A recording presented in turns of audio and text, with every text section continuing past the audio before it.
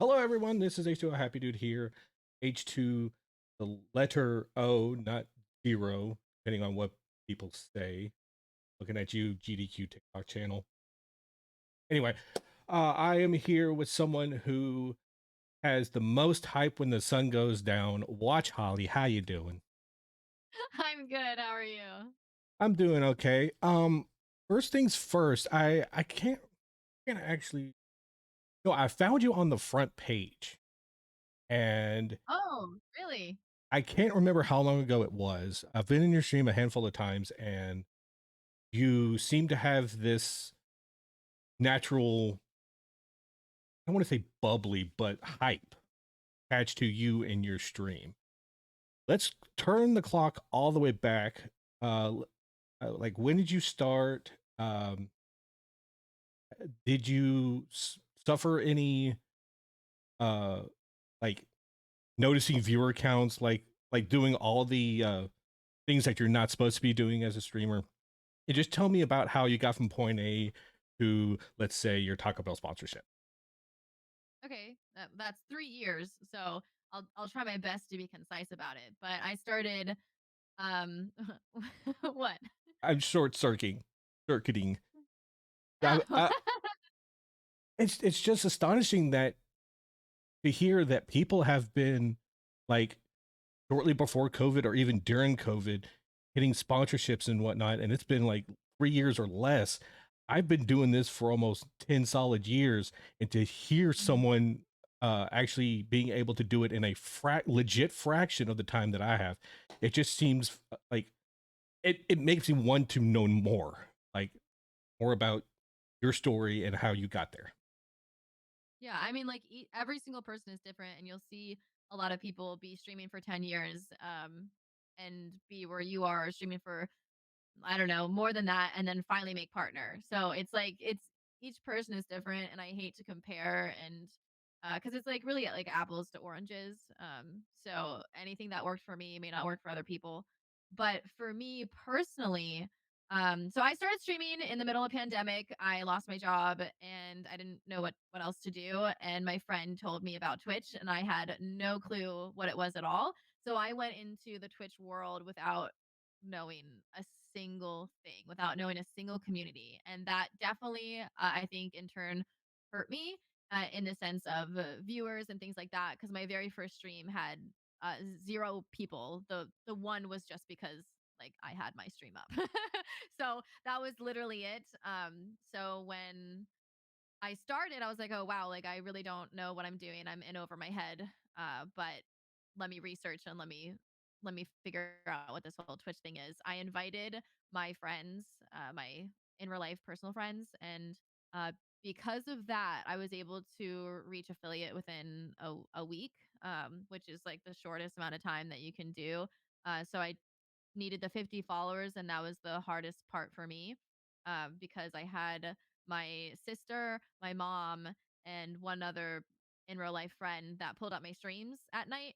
And that was literally the three average viewers that I needed. And from there, like if you look at Twitch tracker, like my very first month was 10 average viewers, which thinking back to that is absolutely ridiculous. I don't know how I did it. And I'm not quite sure I can give anyone advice on how to start off kind of strong in that realm when I didn't know anyone.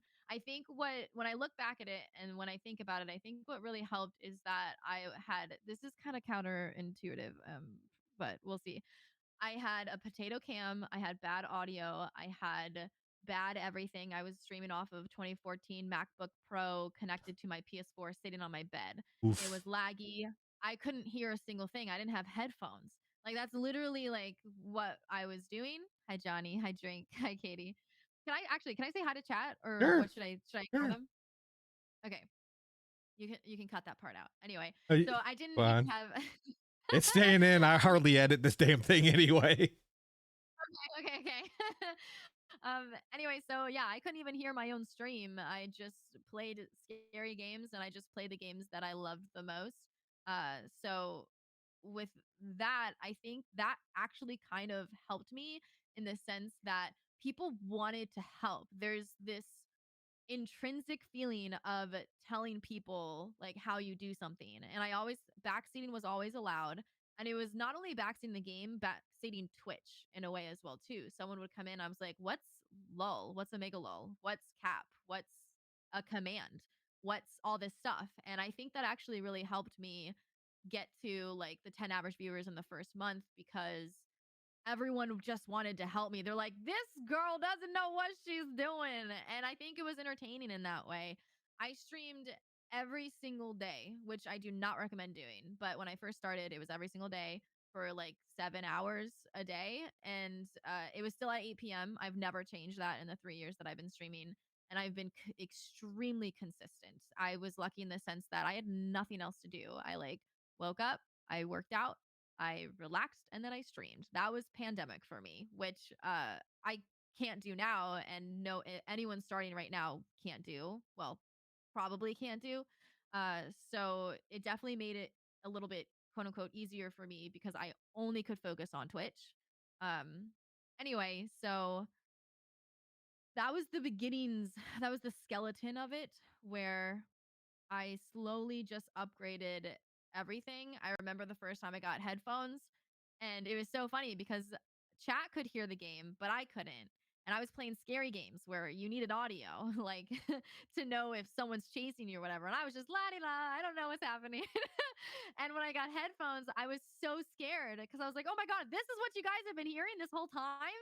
And I'm over here, like, I don't know. So I think like that kind of helped me, honestly. And then my community at the time, it was probably um 15, 20 average viewers at that point when I was still streaming off of my MacBook. Came together. I had a PC goal for $2,000, and it's the PC that I'm still streaming with now, actually. And we were able to hit that goal within a few months. And I was floored. I remember my first donation of $100, and I just cried on stream. And I was like, oh my God, I can't believe someone would like do that. And yeah, and so I've been just slowly upgrading, which every paycheck that I get, it goes into streaming, like other than like my animals and food and rent or whatever, All you the know? bonus cash. Exactly. Yeah. It's like immediately like goes into streaming. Like what can I do to improve upon it? And how can I get creative? And I think for me, I felt a sense of home with streaming because I could be myself. And I know that's very cliche, but I think that's something that is it's not easily found with bigger streamers of someone that is like dyslexic, ADHD, queer, a woman, like all these like I'm very privileged in the sense of like of how I grew up, like and I'm in like a home now, so I am privileged in that way, but I do think like I am marginalized because of all those little things and my invisible disability and everything. And I feel like I was like I just want to be who I am, and I think people really resonated with that. And I very much so built my space to be a a safe space as possible, especially for those that are coming into their own sexuality. And I very much so discovered my sexuality during pandemic. Before I said I was bisexual, but I never explored it at all. And as soon as pandemic hit, I explored it and I found out that I was actually a lesbian. And so going through that with my community and figuring all that out, I think brought us closer together. And I have a lot of people that found me when I was 6 months into streaming that are still in my community to this day because we have such strong bonds. So yeah, I think just I'm also a very business oriented type of person. Like I view streaming as not just a hobby, but also a business where you have to be HR, you have to be social media manager, you have to be accounting, you have to literally have all of those facets. And I was lucky in the sense that I was already a freelance. I've started my business before, and so I've had all those little experiences that I could kind of build off and kind of know like, oh, how do I market this event or how do I do this? I'm really bad at graphic design, but I can do it. um so yeah, and flash forward to getting Taco Bell sponsorship. I'm so sorry this is gonna disappoint you, but actually Twitch emailed me and I just said yes. So that's literally it. They were looking for people to represent Taco Bell because Taco Bell and Twitch had an agreement Partnership. or whatever. Yes, thank you. Yeah, so Taco Bell and Twitch had a partnership, and they were just looking for people, and I had previously had experience with being on front page and previously had experience with sponsorships, and I'm sponsored by Corsair and everything, and so I guess I just checked all of their boxes for that, and minus the that I can't eat literally Taco Bell, but I did anyway. Yeah, so I think it was just everything that led up to that point of the hard work and all the other sponsorships and all the other things that I've done has been me reaching out and me pitching myself and doing a pitch deck and all that stuff. So Taco Bell itself, they reached out to me. With you being as like to me, you've done a lot as far as your Twitch career. Like to me, 3 years it's like, oh, he got the baby. Um, but as a partner, has there been a lot of trial and error, like things that you didn't know and learned the hard way, or things about like being your own boss that you never expected? Like, can you speak on any instances where that has actually happened? Yeah, I there yes to everything. It's trial and error for everything that you do. When it comes to Twitch, you try something, and if it doesn't work, you're like, okay, don't be afraid to scrap it and start again, but not in a one stream.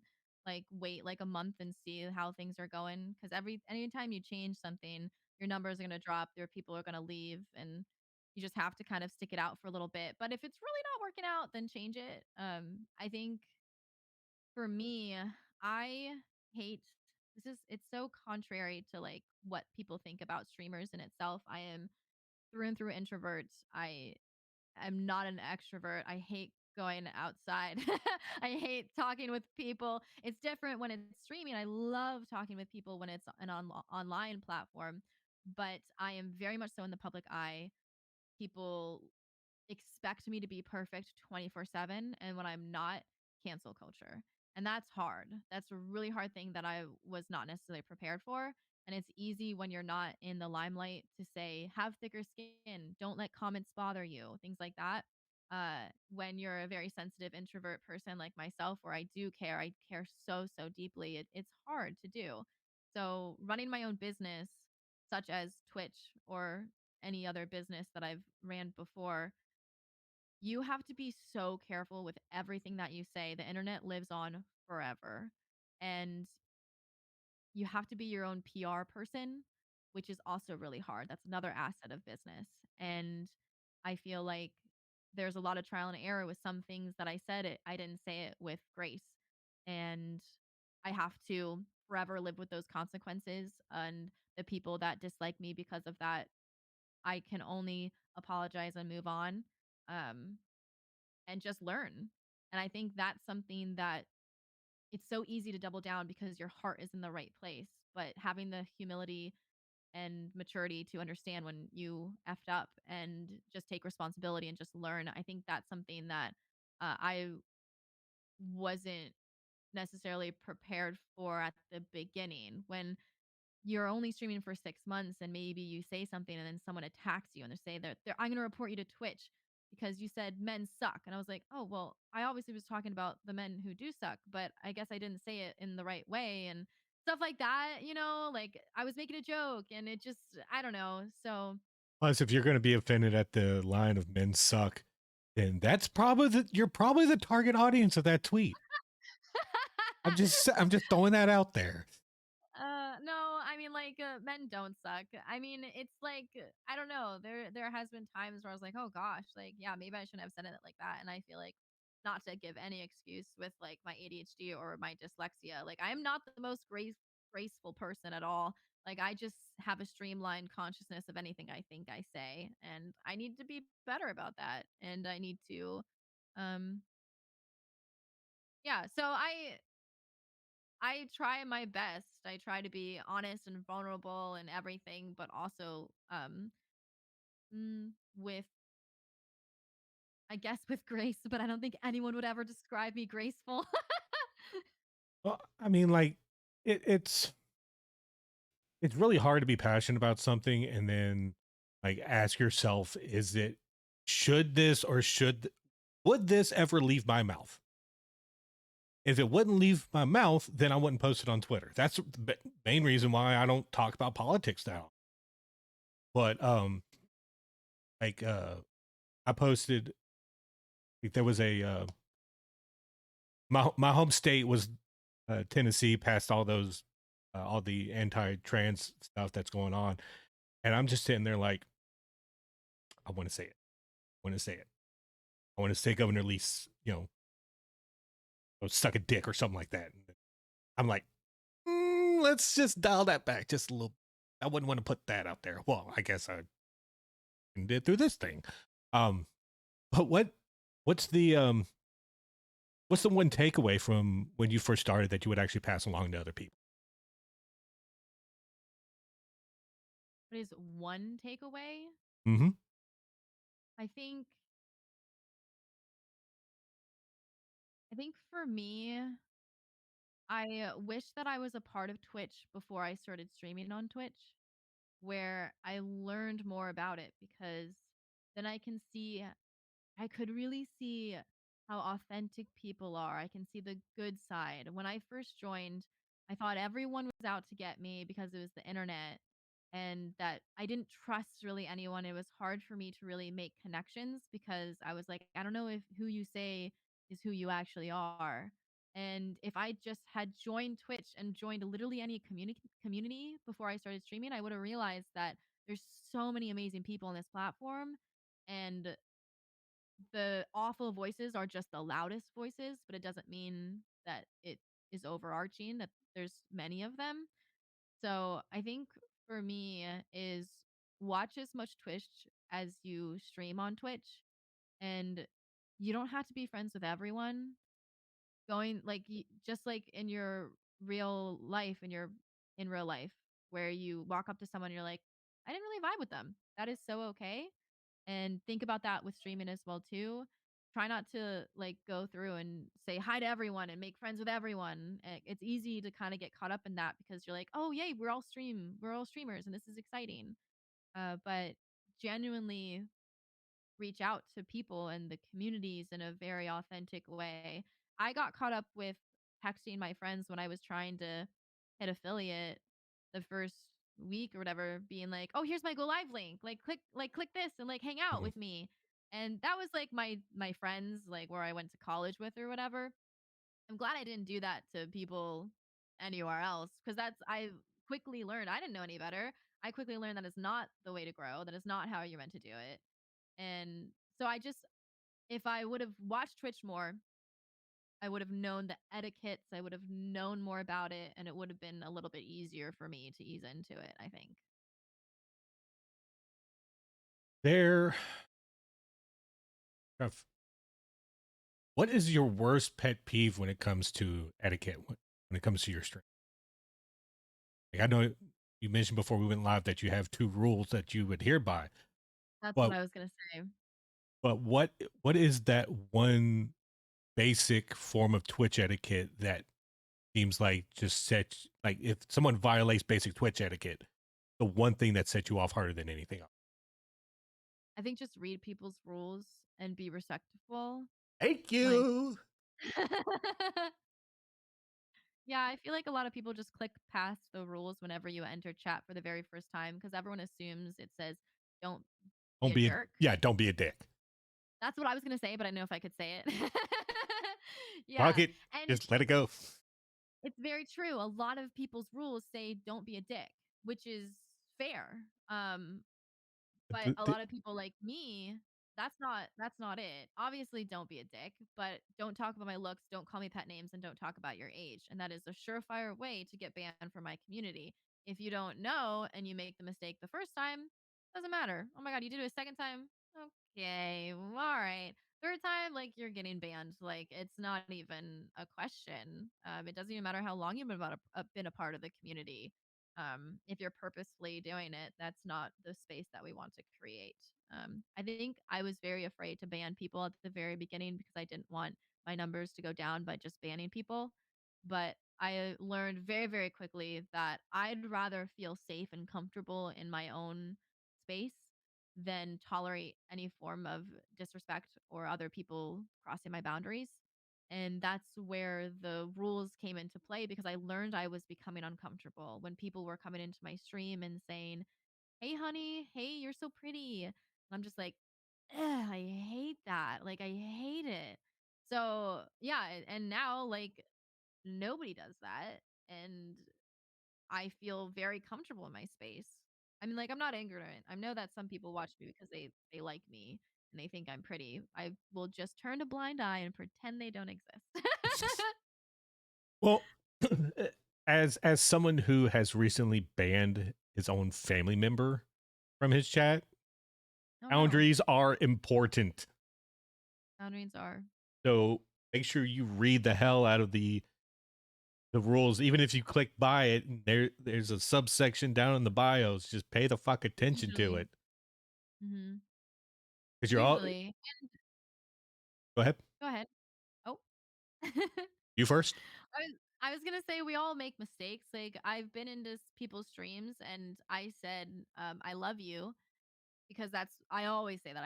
Like I'm an immediate, "Oh, I love you," and that message got deleted and I was like, I got it. So as long as you learn and don't be offended by someone else's boundaries. If there's been multiple times when I was first starting out, people go, "Well, it's just a compliment. I'm just complimenting you." Like it doesn't matter. Like that's my rule. It's my space. And even if I have two people, if you're one of the two people, like you're now I'm only gonna have one person. So yeah. Well, you said that you play mostly horror and scary games. However, I looked back at your VODs from your last stream and you were playing RE4 Remake. RE4 is scary. What are you talking about? As a speedrunner of the original RE4, I can honestly say that I've been desensitized all the way back to my first RE game was RE2 for the N64. Mhm. And even back then, yes, it was scary, but I've played enough of the franchise to actually be desensitized. It's like watching Let's Plays of Five Nights at Freddy's when it first came out. It's that Right, same right. mindset. Um, has there ever been a game that you've been streaming to where you just noped out midstream, or have you Huh. not hit that threshold yet? The only game that I've noped out in the stream is when I've gotten annoyed, but not through scariness. I When I first started streaming, I did scary games because that's what I enjoyed the most. And I did a new game. So I streamed every single day, as you know, for the first year of me streaming. And I streamed a new game every single day. And I would just switch back and forth. Um Kelsey.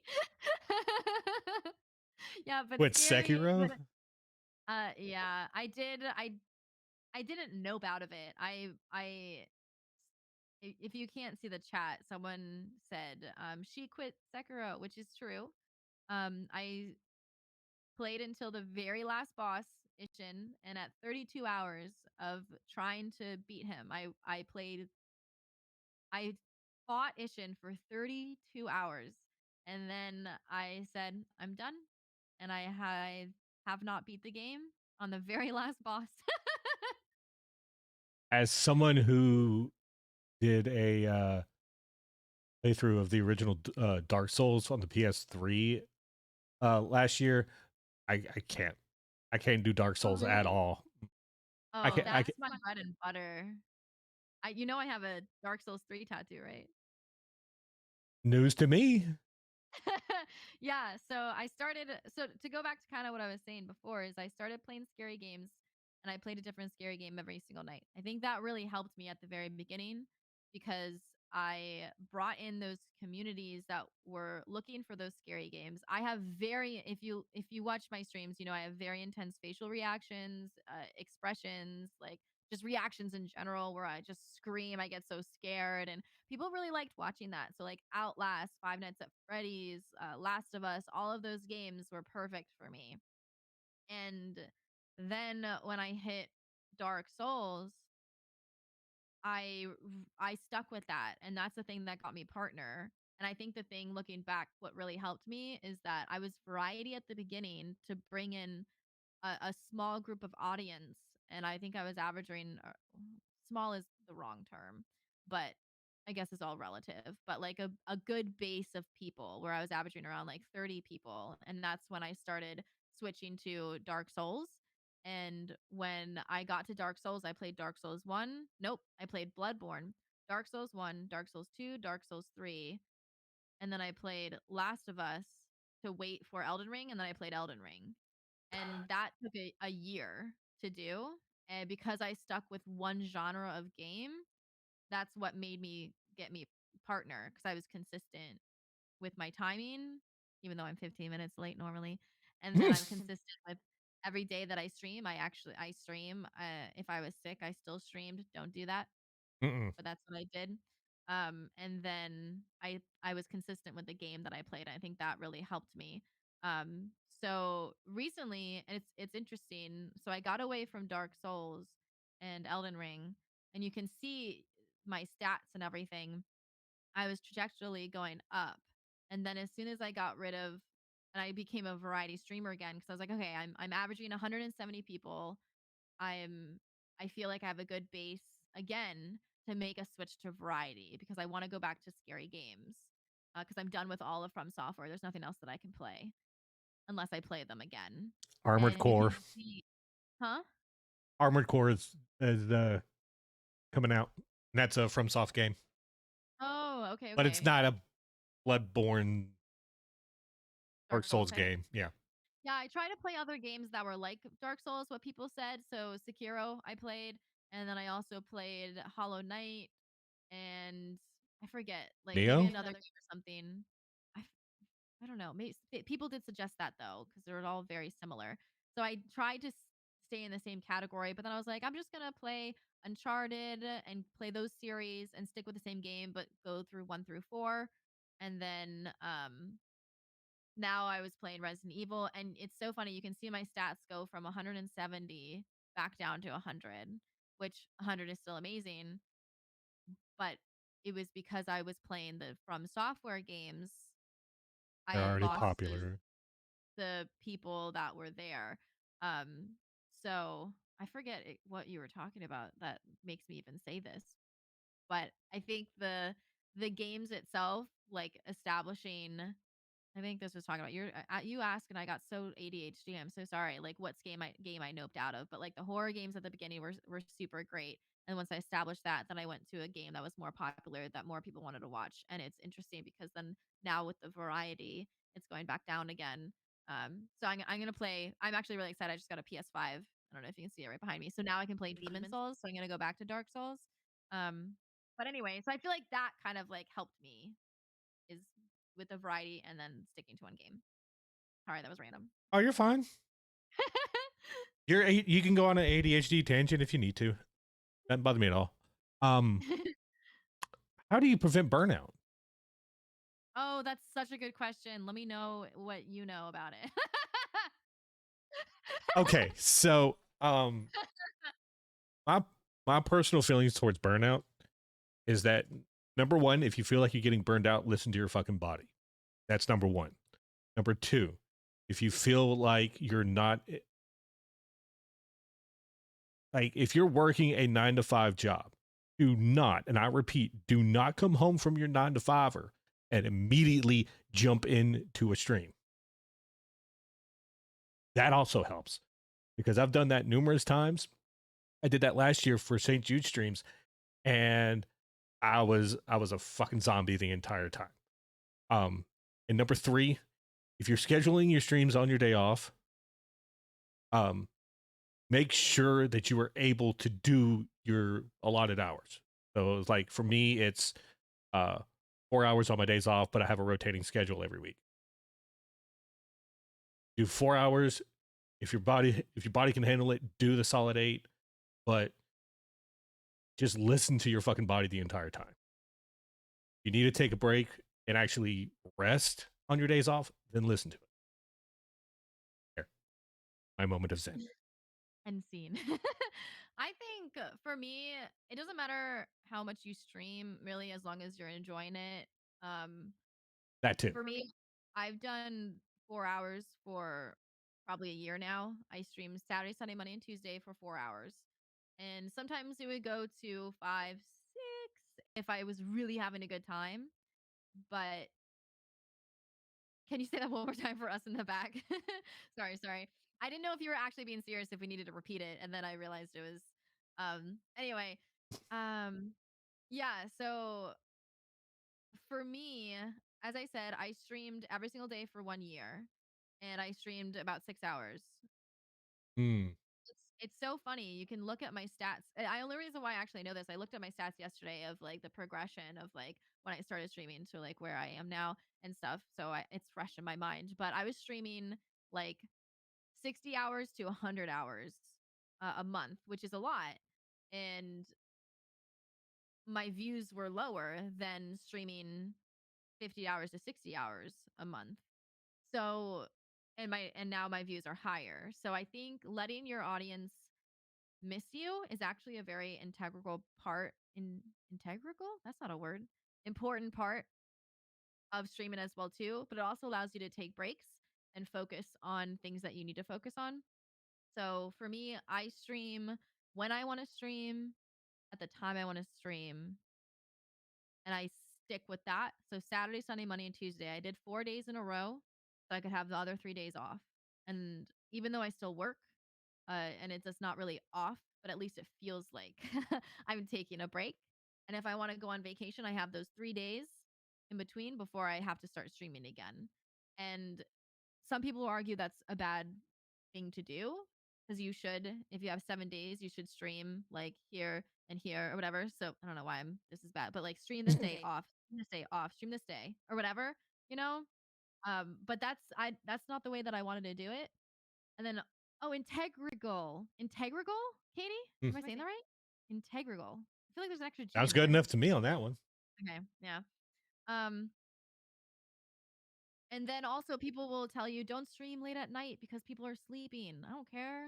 Like I want to stream at 8 because I have trouble sleeping and I want to stream for those people who also have trouble sleeping as well or people that work at in the evenings as well too. So I built the schedule that I wanted and then I'm sticking with that because that's what I want and people will find me that way. Sometimes, like if you want to change, like I want to start streaming at 3 o'clock, then you can do that too. But Right. don't tailor what you think other people want because there's always going to be a bad time to stream. There's always going to be a bad day to stream because of how many excuses that people want to come up with. So just do you, and I think that'll help with burnout as well. Um, and taking those breaks are very, very important. For me, I'm a business oriented person, as I said. So taking breaks was really hard for me because I know that my stats will go down and stuff, but it won't go down that much. It really won't. If you take a day off or 2 days or whatever.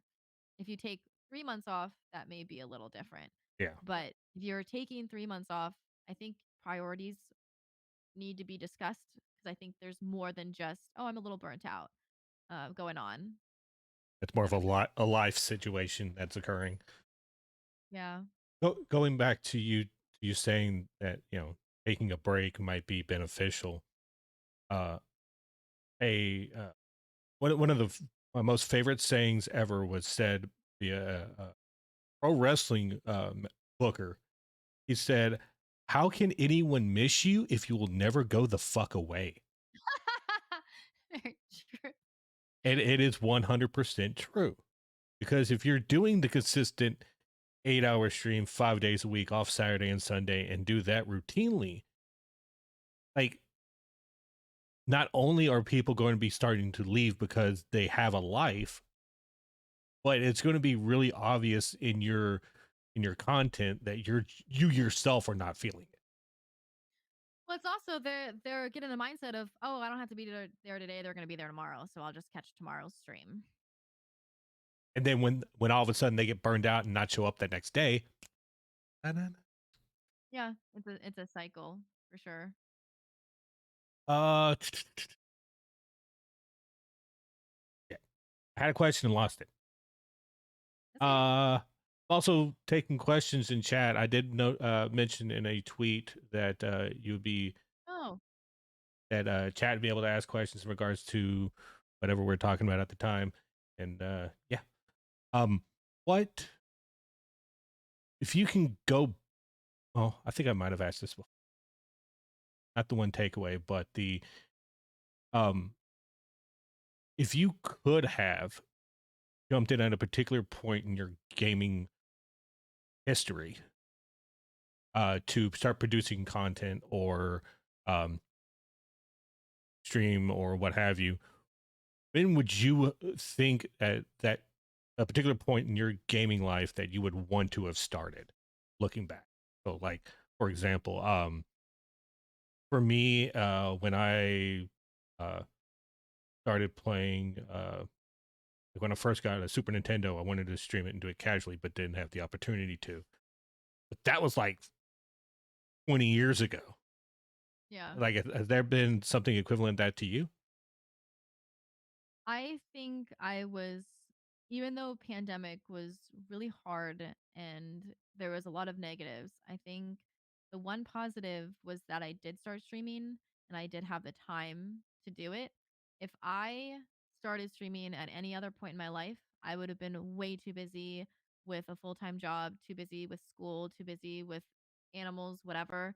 So I'm not quite sure if I would take another opportunity to start streaming than during the pandemic because I did have the time, and I think that's what really jump started me. I feel very lucky in that sense that like I was working like freelance gigs like whenever I could, but that was very short-lived and I had all the time in the world cuz I wasn't going into the office.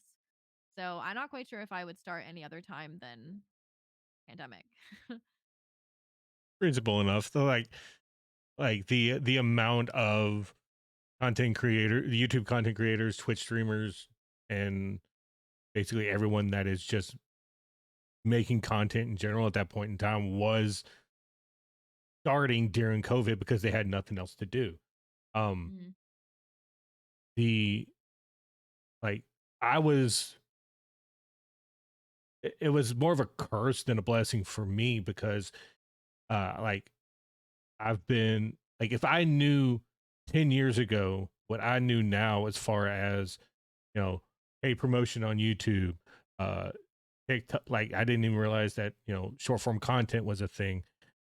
So you have TikTok and YouTube Shorts. That would have been a lot easier for people beforehand. It's just that it took an ass load of people to do it during the one time of like the one point of, you know, all of our lifetimes where it would have been beneficial to just start from the beginning. I mean, I guess that's true. If you do think about it, let's say in 2016, if we started streaming, then we would have been ahead of the curve. We would have had less competition. We would have had all this knowledge to start posting on TikTok when it became huge and building up our social platforms there. And so, yes, I guess I could technically say, like, yeah, like I wish I could have, would have, should have, but I wouldn't be where I am now if I started then. And I feel very blessed with the people that are in my life now. And I think I'm better for it. I always think about this all the time, even though it would be so great to make a living income on streaming and to have, let's say, like, be someone that has like thousands of people in their chat. I am so fortunate that my growth was slow because I could know each individual person that comes in my stream. And you'll have a lot of people talk about parasocial relationships and how whatever, this, that, and the third, but I don't think that they're, I don't know if this is contrary, but a lot of people that are in my stream, I don't think it's parasocial relationship. There are going to be some people that know me more than I know them, but I make it every single effort to get to know them as much as they know me. And when I meet them in real life, like I'm traveling to people. I'm trying to meet them and become like their best friends. And so in my eyes, I don't think that's parasocial. Not with everyone, but like with a lot of people. Like I'm really trying to make genuine friendships on Twitch. Anyway, if I blew up And if I got 1,000 people overnight, I would not be able to do that. And there would be parasocial relationships. And I feel blessed that I don't have that. Like I feel blessed that I do have the friends that I do have. I also think that blowing up fast could like 100% be detrimental. Um, Yes, totally. You'll see people that blew up within months and then they have some PR issue. They don't know how to handle it because they've never done this before. And we've had the grace to be a part of Twitch for you 10 years, me 3 years, where we've seen what has happened. We can own up to mistakes. We have learned how to handle a community. But if you've never done that, going from handling 3 people versus going to handle 1,000 people, like you're going to make mistakes and you're going to burn bridges and you're going to hurt people maybe unintentionally. like I honestly fall into the camp of I got fucking lucky. There was 2 times over the course of the past 10 years where I felt like I was uh not out of control, but I was feeling like anxiety hit me fucking hard. Um, One was when I got affiliate. I was playing Magic the Gathering Mhm. online, and um, unknown to me, uh, this beautiful being by the name of Gabby Sparts, she's a heavy streamer of Magic, and she's like, "Oh, Happydude streaming. Let's send all 900 people at once." I'm like, "Hmm." Yeah. And then it said, "Gabby Sparts rated with like 740 something viewers." I'm just sitting there like, Yeah. "Ah." It's kind of Yeah. one of those things. And then I ended up having a sponsor stream because of Wizards of the Coast, and they do their weekly Magic update streams on Fridays. Guess who got stuck on the Friday time slot? Me. I get rated. I'm just in like, what do I do? What do I do? What do I do? What do I do? Um, I instantly muted myself, screamed at the top of my lungs, and I'm like, what? What do I do? I started searching for people, for friends, and that were lurking, and I was messaging them, and I'm like, "Hey, I need you to come out of lurk like now, please. I need you to do me a solid Mod. favor, yeah, and moderate." Um, Yeah. and it's just one of those things to where like I kind of hope at least everybody gets that feeling of the big giant community, just not all at once. Mhm. Um, so we got about 10-15 minutes left. We do have some questions in chat. I'm gonna lead into this by saying something. Number one, screw time zones, because when you go live, it's 10 p.m. here, and I'm on my way to bed. You have enough energy as like, oh no, like 10,000 squirrels at 10 p.m. Uh, but Jacob asks in chat, what do you get hyped for to start? Uh, what gets you the hype you need to start, and what is your pregame ritual? So I'm a proponent of being yourself in streams. And I don't say like I would never give anyone an advice of get hype for stream and like be someone else for a stream. So I can't tell you how do you get hype because that's who I am. If you hang out with me in person, I'm very much so. I get very excited. Like it's a little different when chat because there's more things to be excited about than if you're just watching me like sitting reading a book. But like I like if I tell a story, I'm the exact same as whatever. Like I don't know, like the way that I interact with people, if I'm comfortable with them, because I am shy if I don't know you, but if I'm comfortable with them, like I am, like my movements are very much the same. I laugh so loud. Like I take up a lot of space in general. And so with stream, it's the same concept. Um, but I do, if let's say I'm feeling down and I want to quote unquote shake it off, and I'm like, I'm going to stream because I know it's going to make me feel better. I always put on a playlist. If you watch my streams live, not on VODs because VODs doesn't have the music, but if you watch my streams live, it's always some sort of hype music, EDM, pop covers or whatever. And on my going live stream, you can't see me, but I'm dancing behind. I'm singing along with them. I'm doing my little whatever. And that usually gets to like, okay, all right, shake it off. Today was a bad day, but it's gonna be better, sort of thing. And if you watch my streams, you'll see I'll get tired and I don't hide that. Like I'll stream until midnight my time and I get a little sleepy then. When it gets 1 a.m., I'm yawning. So I try not to do anything different than I would in real life, if that makes sense. So you're you. Yeah. And the times there are some times where I've literally like gone from my just starting soon screen to just chatting scene and I'm crying. So I don't like I try I don't want people to think it's a positivity, it's a hype, it's a whatever above all else because things get to me. Like I do get sad and I want to be very vulnerable with my community so they like one, I don't want to be fake and two, like I want them to be able to see that it's okay to feel those feelings as well because that's where toxic positivity comes into play. If you delete every message that is like, "Oh, I kind of had a rough day today." Delete. It's like, "What? Why would you do that?" Like you say like, I don't know, you don't have to acknowledge it if you're feeling bad, but you don't maybe not delete the message and cuz then it's like you don't have to be happy giggly all the time. Like, just because my name is Happy Dude doesn't mean I'm always a happy dude. Yeah, that's true. Yeah. Uh, the best screen name on Twitch, let's be honest. Like, Yes, it is. I will hold that to the day I die. Mhm. how do you find motivation to stay creative? I talk to other people. I use resources, Google. I've been actually using resources like AI recently, like chat, I forget what it's called, GPU, GPT?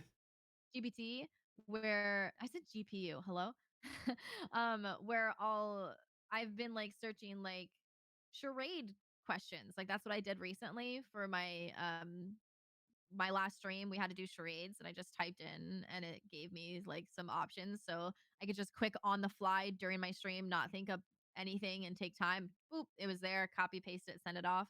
Um, but for me, I think it is talking with people, getting creativity and the creative juices flowing by just talking about your content and talking about what you want. And I think that has been helpful. Um, Getting inspiration from other people. Like I said, watch stream as much as you stream on Twitch and never steal content, but it will spark creative ideas.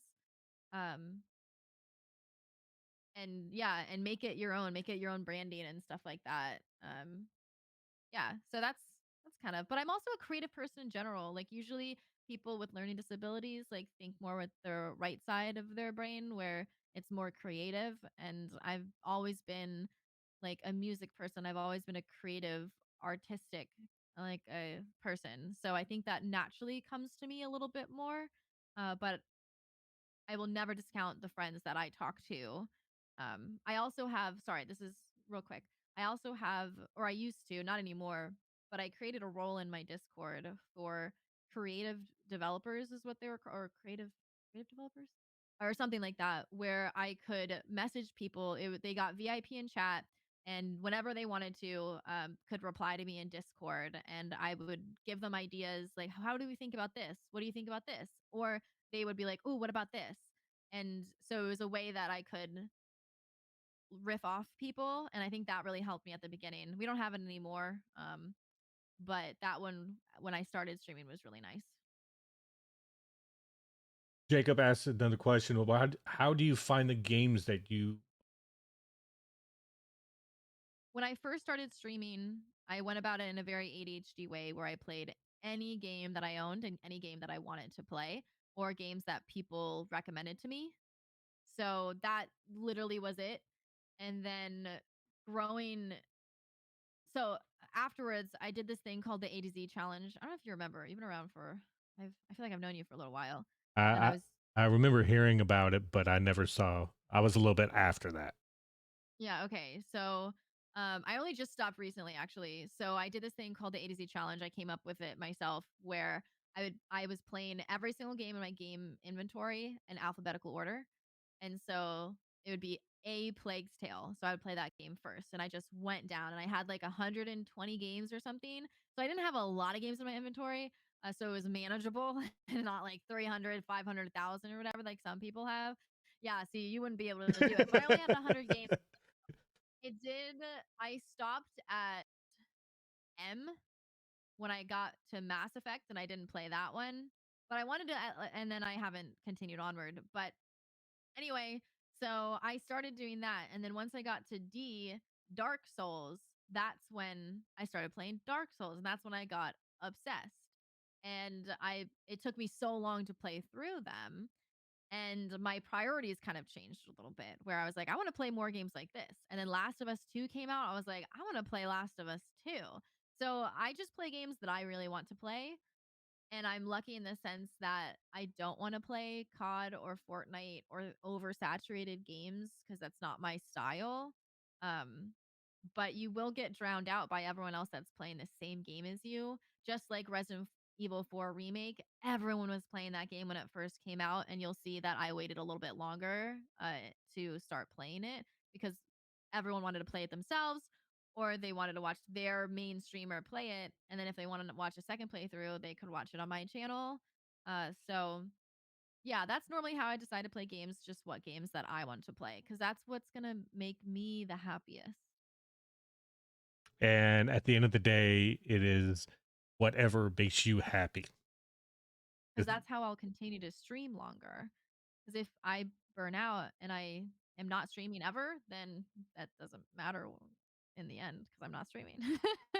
By the way, last count I had 136 games behind me and 400 games in my Steam library. I'm not doing the A to Z challenge. Don't do it. I'm Don't do not. it. Mm-mm.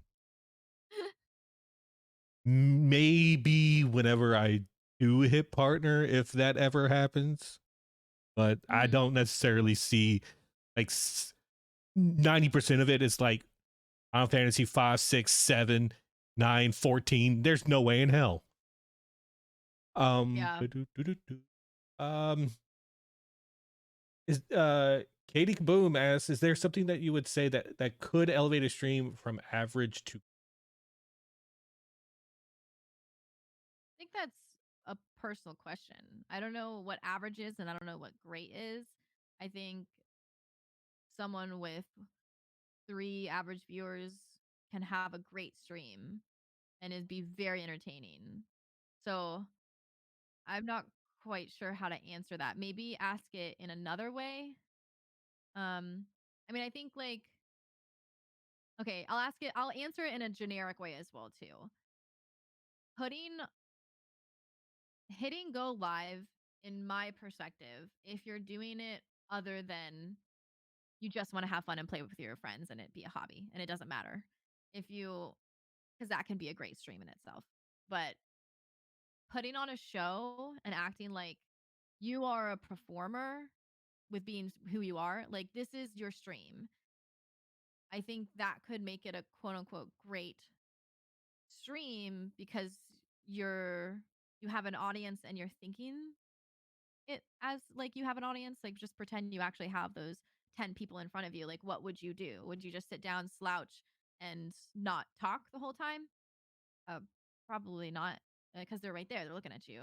So yeah, I would say like make it that it's like a show, like someone's actually there. I think one of the biggest mistakes that I've ever made is that uh, I streamed when sick. Would not Mm. recommend.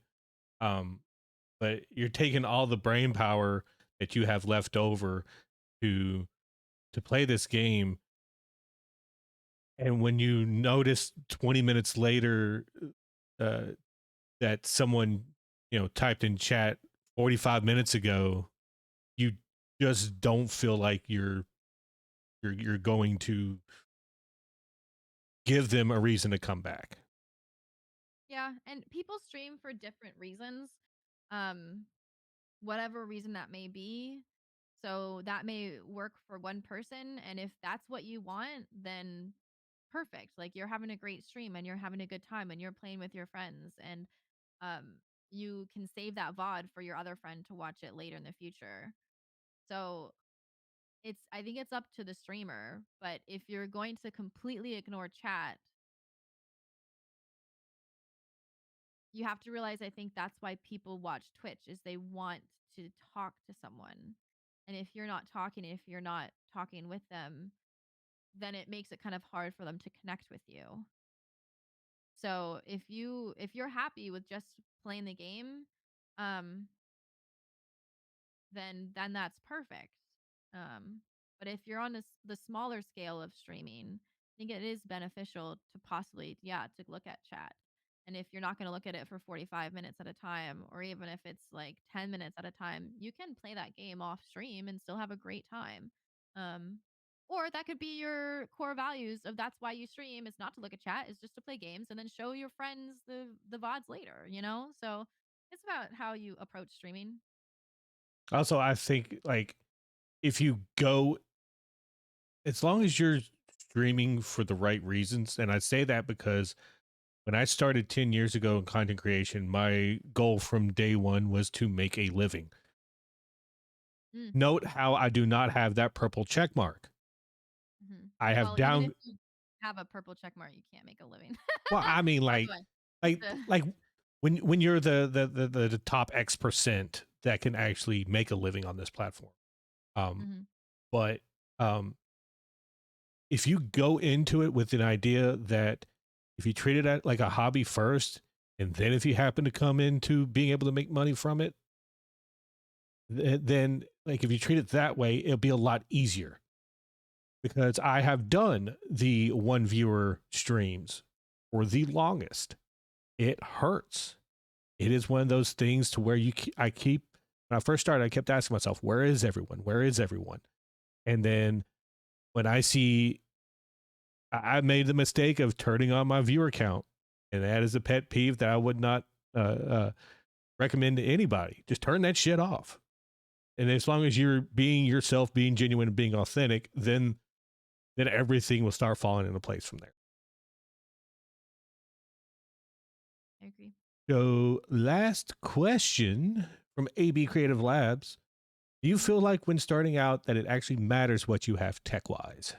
And you said No, earlier, no. so Yeah, yeah, Anna wasn't here for this, but literally not at all. I think it actually helped me, Anna, when I started content creation, is that I didn't have anything and people wanted to help me. So and you'll look at other streamers as well too, who their setup, they'll have an average of 150, 200 people and they're streaming off of a crappy webcam. Like it does not matter. I think like the legit only thing is just creating that show and creating something that people can't look away from, you know, that they feel like they want to watch.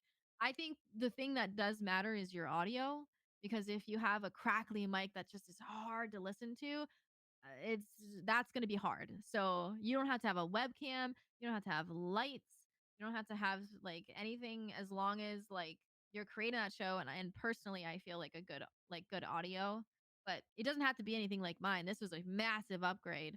But I started out with a $60 microphone from Amazon USB and that was good enough, you know? Um so yeah, I feel like the only thing would be just audio. the very first piece of hardware that I purchased for an upgrade was that I bought a Blue Yeti. Mm. Then I made a mistake of getting a $2,000 credit card in my wallet. Oh. I bought Go XLR Mini, this microphone, the computer I'm streaming on. You, my very first stream was playing Black Ops 2 gun game off of a PS3. Like Mhm. you, as long as you have something like a like uh Holly said, like decent mic, you're good. And even Yeah, then, you'll see some streamers pop off and they have the little the earphone head. Like it's it's not important whatsoever. not really. Mhm. It's also what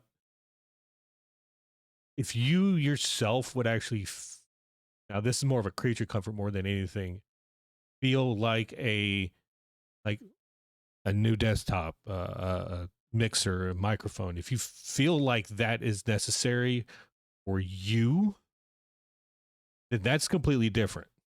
I just want to put that out there that Mhm. just because you like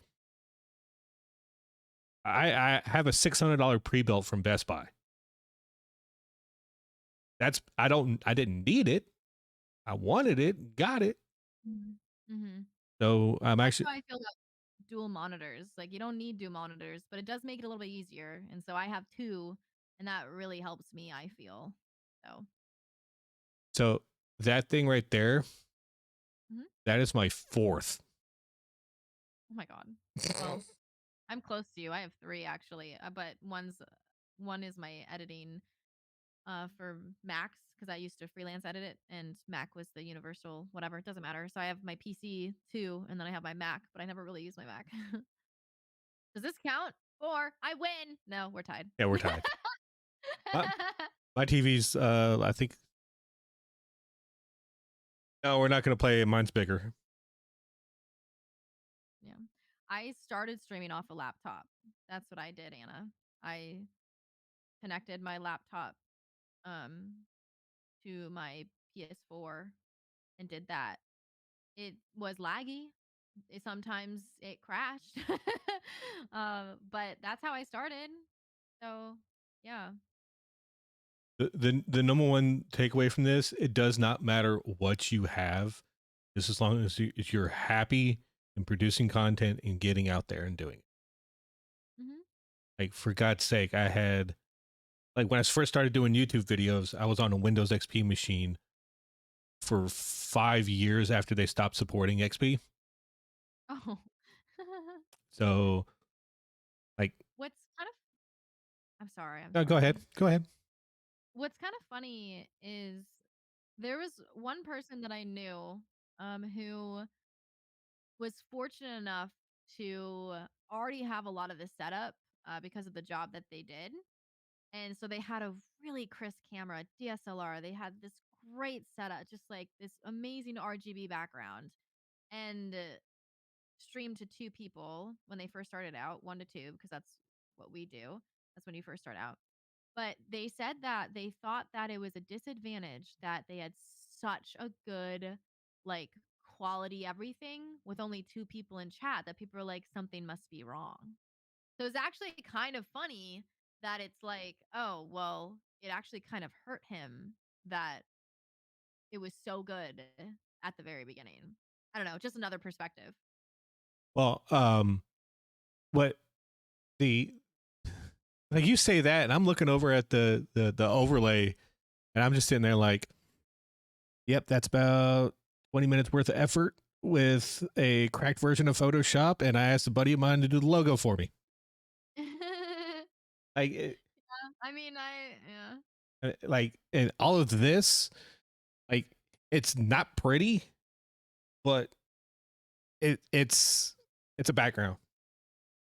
Like, I'm showing all different kinds of nerdum back there, and Mhm. that explains who I am more than anyone has ever asked me about the bull crap back there.